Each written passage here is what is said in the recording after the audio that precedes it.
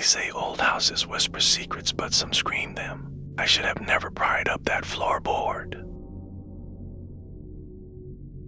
Last fall, I moved into a small 1940s bungalow just outside a sleepy Pennsylvania town. The place was cheap, almost suspiciously so, but I was eager for solitude after a messy breakup. The house had character creaky doors, uneven windows, and floors that groaned like they carried memories. I told myself that was part of the charm. It wasn't until the second week that I noticed the noise. There was a pause between each set, like it was waiting for something. Listening, I stared at the ceiling, trying to ignore it, until I heard what sounded unmistakably like a whisper. But it was clean. Dusty, cobwebs in corners, but no sign of anything living or broken. The floor above was solid except for one spot near the center of the room that sounded hollow. Just a breath, too faint to make out words. But it was there. It always started around 1:13 a.m., a soft rhythmic tapping that seemed to come from beneath the floor in my bedroom. Not the walls, not the closet,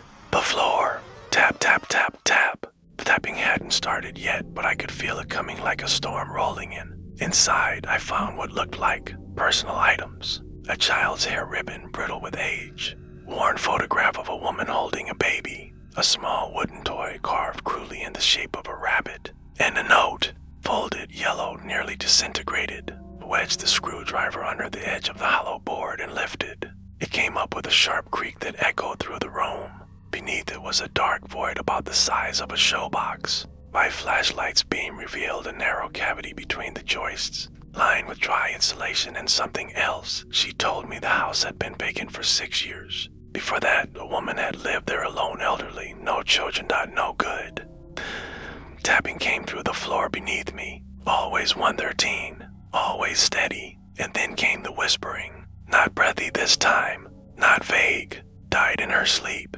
No foul play. I asked if anyone had ever mentioned strange sounds or hidden things. 1:13 a.m. From under the couch. It feels like the tapping isn't a warning anymore. I chalked it up to old plumbing or maybe mice and ignored it.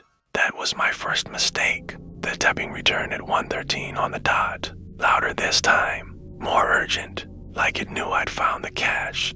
Night, I barely slept. Listening to the tapping continue directly beneath that board. One night, the tapping was louder, like something was knocking with purpose. And it wasn't random. I couldn't sleep after that.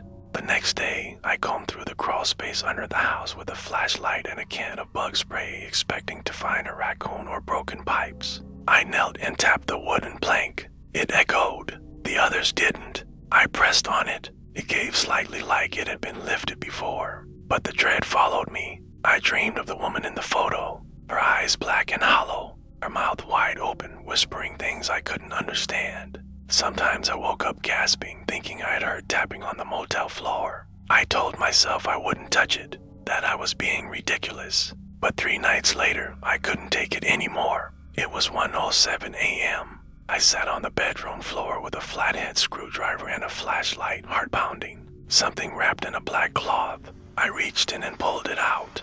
It was a small bundle fabric stiff with age and damp at the edges. There were only 4 words written in jagged, smeared handwriting. Do not feed her. My hands were shaking. I put everything back, lowered the board, and tried to calm myself. I didn't sleep that night. That morning, I called the realtor, asked about the previous owners. Her answer was hesitant. You're not the first to ask. But nothing was ever confirmed. That night, I tried sleeping on the couch. It said, I'm still hungry. I bolted upright, heart in my throat. The floorboard in my bedroom creaked on its own. The next day, I boarded up the bedroom door, moved all my stuff to the living room, and bought a cheap motel room to sleep in. Eventually, I had the floorboard nailed shut and sealed. I even poured wax over the seams. For a while, it was quiet, but 2 nights ago, I returned home late from work. I opened the front door and stopped cold. There, on the living room floor, was the child's wooden rabbit toy. I'd buried it in the crawl space days earlier. Last night, the tapping came again. I'm writing this because I think tonight will be worse. It's an invitation.